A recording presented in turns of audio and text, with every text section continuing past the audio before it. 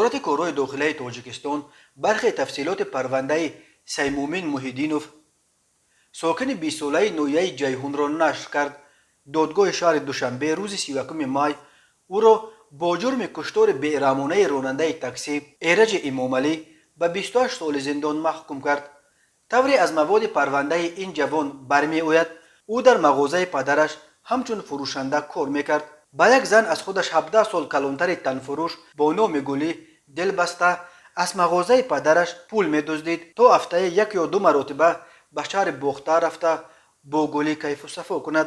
وقتی پدرش آگاه شد که سیمومین روز 13 فوریه سال 2021 علاکه 20,000 سومانی پول مغازه را به سر گلی ریخته است، این جوان از مغازه باز 600 سومانی دیگر را دزدیده از ترس خشم پدر به دوشنبه گریخت. اما این 600 سومانی علاکه 2 روز بعد تمام شد و سیمومین با مقصد درآمد مفت نقشه غارت یگان راننده تاکسی را کشید. از بخت بدش همان روز در پیش سیمومین ایرج امامعلی راننده 30 ساله شرکت یک تاکسی ایستاد. سیمومین تاکسی را به یک جای بی‌آدم در پشت یک بنای نوبنیاد در کوچه دهاتی برده با کارد گردن راننده را بریده و باز 41 مرتبه دیگر به عضوهای حیاتاً مهم بدنش ضربه زده او را به هلاکت رساند. پس از قتل ایرج امامعلی سیمومین کیسه ها و ماشین او را کوفت ولی همگی 60 سومانی و یک تلفن پیدا کرد و خلاص.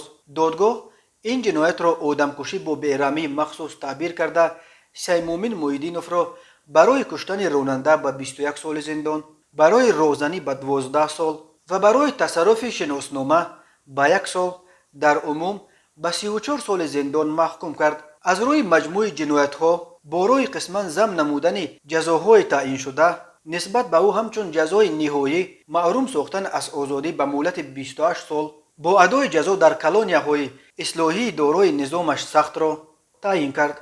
قصه این جوان امگی 20 ساله نشان می‌دهد که با یک انسان چگونه میتواند برای خطرناک جنایتی بلغزد و او چقدر زود هم حد و حدود انصاف و آدمگری را عبور کند و برای مال و پول حتی دست به جان یک انسان دیگر بزند. سیمومین محیدینوف وقتی به زندان افتاد که همگی 20 سال دارد. او وقتی آزاد خواهد شد که سنش به 49 خواهد رسید.